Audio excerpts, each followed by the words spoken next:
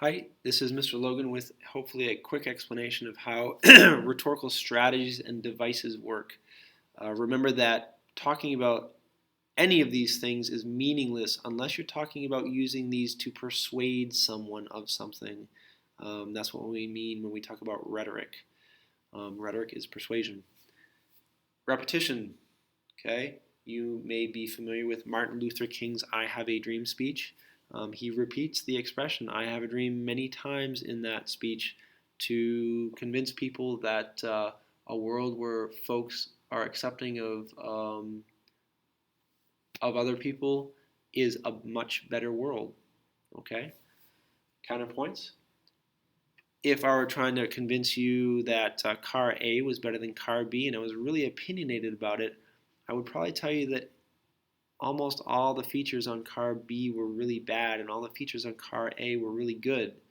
That the drivability of B was horrible and the drivability of A was beautiful and miraculous.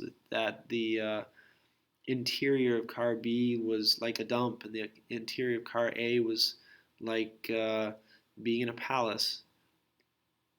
If I make my comparisons extreme opposites, that's using counterpoints. Imagery is basically using any of the five senses. Okay. If I really wanted to convince you to go to a restaurant, I could try to describe what the interior of the building was like, how well decorated it was, what things tasted like, smelled like. You get the picture. Okay. Metaphor and symbolism are much subtler strategies to try to persuade with. Okay, here in this write-up, they talk about, for instance, using a tree as a metaphor for family. Okay, or springtime symbolizes rebirth. If I were trying to convince you that you should value your family, I might use some metaphors to try to convince you that family is wholesome and good and energizing. Certainly, creating a metaphor of your family as a tree might help do that, because a tree sort of suggests life and energy and the goodness of nature. Tone and voice. Keep in mind when you talk about tone that is used to persuade, you have to actually describe the tone. Maybe a tone sounds harsh. Maybe it sounds judgmental.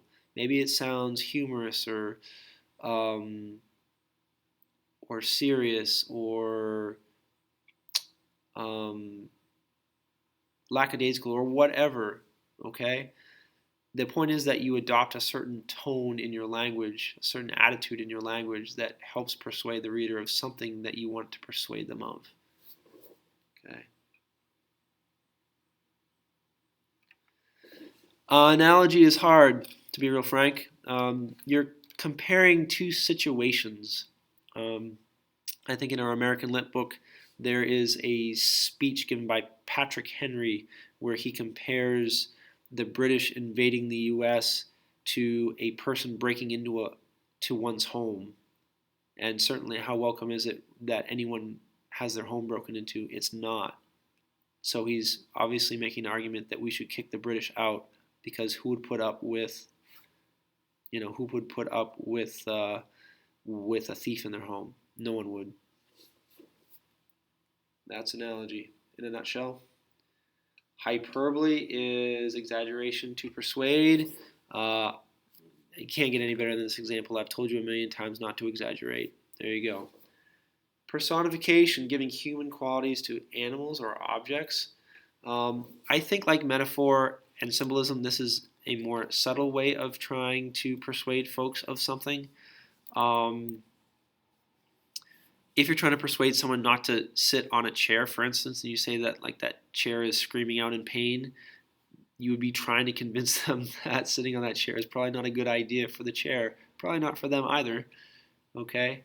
You get the picture. Chairs don't usually scream out in pain, and certainly saying that is personifying the chair. An allusion.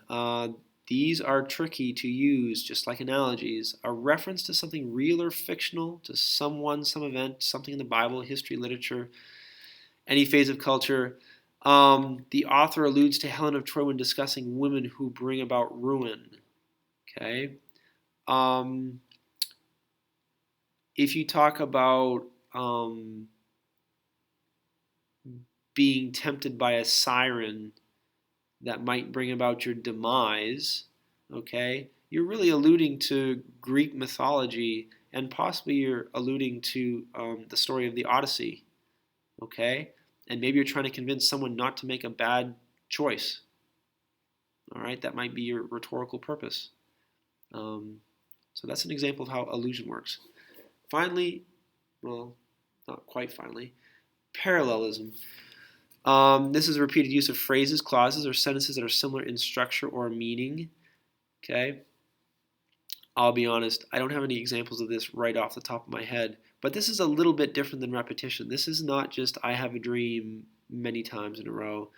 This is sentences that sound the same, okay, but that are used to sort of hammer home a point.